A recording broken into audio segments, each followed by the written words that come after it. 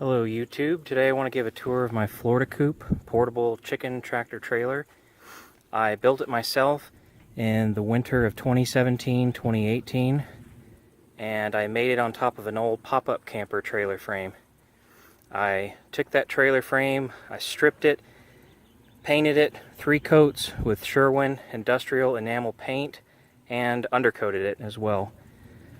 The frame of the coop is 2x4. The roof itself has an 812 roof slope, and because it's Florida, every single rafter has hurricane clips on it.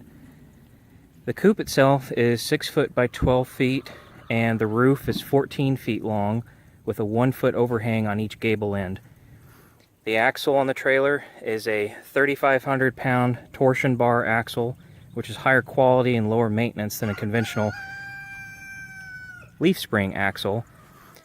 The wheel hubs were rebuilt with new bearings and fresh grease. I built this thing because I wanted to raise chickens, but I don't want to spend a lot of time a day working with chickens.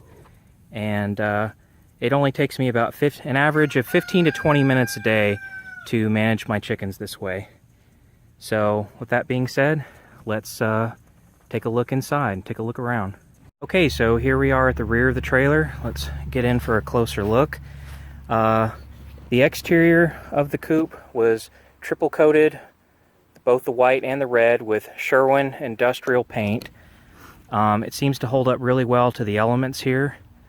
If we get a close-up here, it's got a pretty standard lock, so you can open and lock it at night.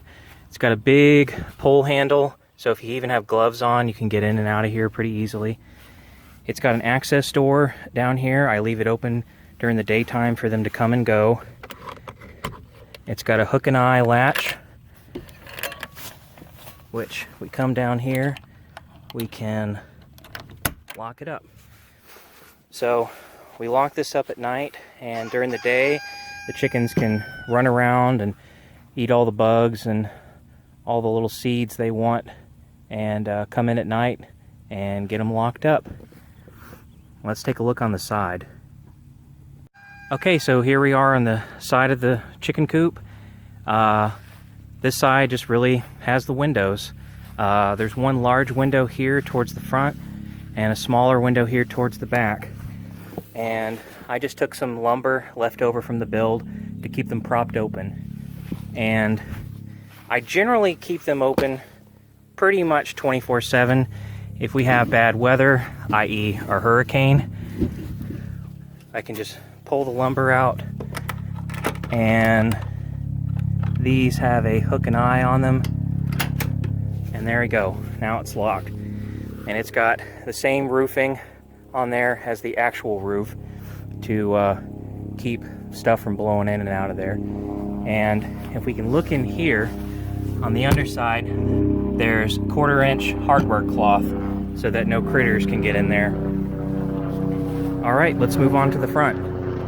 Okay, so here we are at the front of the coop, and the first thing you'll see is the rain barrel.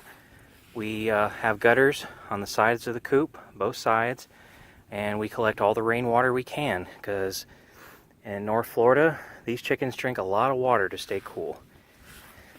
All the water runs down the PVC right here, comes out in this T, and we have a little screen right here that keeps bugs and dirt and debris, and mostly mosquitoes. Mosquitoes will get in there and lay their eggs. We don't want that.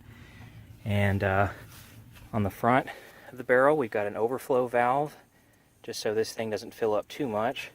Again, we have a screen on it to keep bad things out. The barrel itself is held on by 2 tie straps, and on the side here, we've got the spigot. I like these 1/4 turn, they're called Silcocks, for water, because they're just a lot easier than the standard garden hose.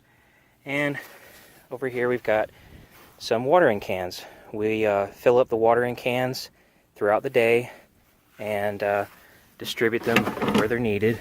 So we just come over here, and I'd say the barrel is pretty full right now, and we'll just fill it up.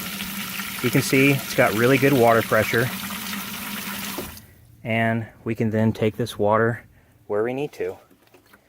Now, if you orient this trailer in the right way, if you have it facing the right way, in the heat of the day, this rain barrel will stay in the shade and the water will stay cool. I don't have that right now because I have the wind blowing in the opposite way than I want, and sometimes it blows rain in the nest boxes. But if you decide to do that, it will help keep your water nice and cool. Really helps out a lot. And as far as this barrel used to hold soy sauce. It's important to keep an eye on what these barrels used to contain.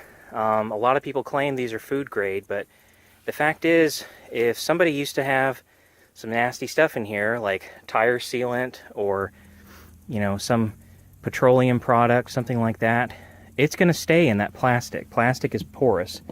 And if you're going to use this thing for rainwater collection and drinking water, you know, that can get into your system. In my case, it can get into my chickens, it can get into their eggs, and it can make everything not very pleasant. So that's why I spent the extra money and bought a barrel that I could confirm held something that I knew was safe, like soy sauce. So let's move on to the side of the trailer, the coop, and take a look at the nest boxes. Alright, so here we are on the side of the coop trailer, and first thing we see here are the nest boxes. So we'll open them up now. Got the same lock here as we had on the front of the door. Open them up, and oh, occupied. So the chickens can access through here, through the inside, and usually they have a preference. They'll all usually lay in one or two of the nest boxes, but we got a pretty even spread here. I use horse hay in here, and if you can see, I put a piece of cardboard down in there just to help the egg in case they lay one that might fall and crack. Each nest box, there's 6 of them, can easily hold 2 birds at the same time. So there's plenty of nest box space here for multiple birds, because sometimes they like to lay on top of each other. And over here we've got another window like we had on the other side of the coop, and same story, we close it up when we have bad weather, and usually year round we leave it open. These nest boxes are high enough where you don't have to hunch over to get eggs throughout the day. It's a lot easier on your back. And in fact, let me open this up again. In the past, I'll take 1 or 2 areas and I'll block them off with cardboard, and I can use them for storage. So I can put egg storage in here, or I can put a little bit of feed in there. You know, you have that option if you want to do that. Okay, let's go back to the front of the coop. Okay, here we are back at the front of the coop. Let's go ahead and open up the door here, and we'll take a look inside. Now I have this chain here to do several purposes. We take this clip, and one of these links I have painted red. I put the clip on there, see if I can do this with one hand, and then I can take this and I can put it right there. And now if I'm out here working and I want to keep the door open, I don't want it to blow closed, it'll stay open for me. Now the other thing we can do is we can take that clip and put it on the very end of this chain, and right inside I have a eye bolt right there. I did that one time for when I wanted to keep the coop closed, when I was actually raising babies inside the coop, and I had to go inside and work, and I didn't want the door to open and let out the babies. So just a little side note. Now one thing I want to illustrate here is it's a very hot August day when I'm filming this in North Florida. In fact, I'm going to get out my infrared thermometer, and the ground temperature is about 115 degrees. And if we come over here in the shade of the coop, we got about 88, maybe 90. Well, if we go inside the coop, oh, excuse me, how cool does it stay in here? Because you might be worried, well, it's got to be really hot in there. Well, let's take a look. So we're going to line this up with right at the bottom roost, and it's about 85 degrees. And then as we go up, it goes up about 2 degrees on that middle roost, and then the top roost, it's back up to 90. On the ground, right underneath the coop, let's see if we can get in here. It's about 87 degrees. So it stays very cool in here. These windows being open throughout the day and the floor being mesh, I'll get to that in a second, really helps this thing stay cool.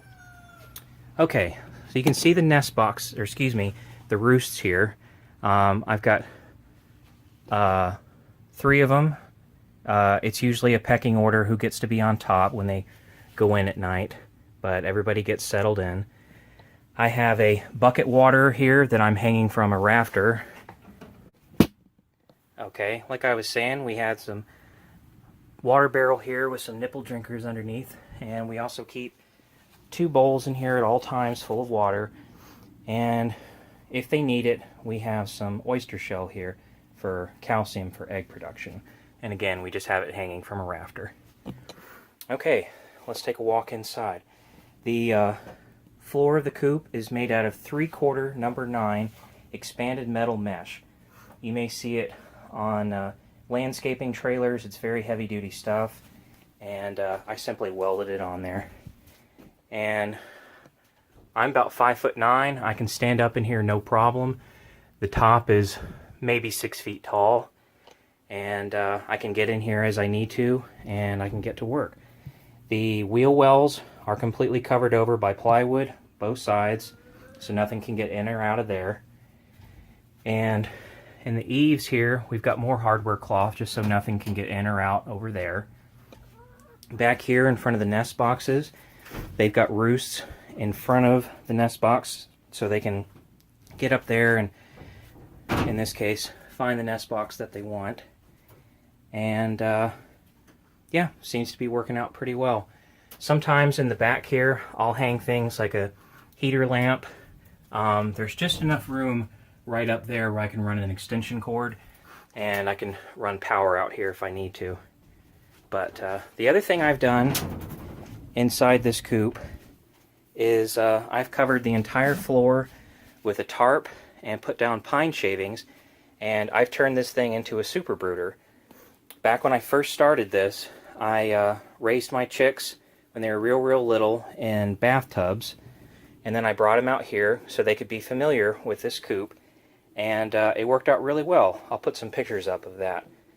And during the heat of the day, the chickens will go find shade elsewhere, or sometimes they'll get under the coop, and they'll take a break from the heat. But yeah, that's the inside of the coop. Alright, that was the tour of my Florida coop. I hope you enjoyed it.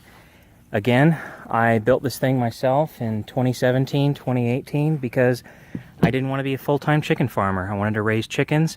I wanted them to be happy and healthy, have good eggs, and I didn't want to spend a lot of time during the day. And my property's really benefited from it. I should also mention that because this thing is on a trailer, I can move it around my property, and I can put the manure where I want it to be, and better yet, you can plant on top of that. Chicken manure is really good stuff for a garden. This has been one of the best things I've ever built. I've seen a lot of designs online for different kinds of chicken coops, and I didn't see a lot that I really thought would really work for me, and this seemed to be the way to go. So I hope you enjoyed this video, and thank you for watching. Oh, I forgot to mention, when it comes to cleaning this thing, I use my gas-powered pressure washer. I'm never that far away from a water source, and it takes me 15-20 minutes to clean this thing. I clean it once about every 3 weeks, and because the floor is mesh, the poop just very easily goes right down on the ground, and once that's done, and then you move the coop like I did, the chickens will even help you spread all the manure around. Isn't that nice? Thanks.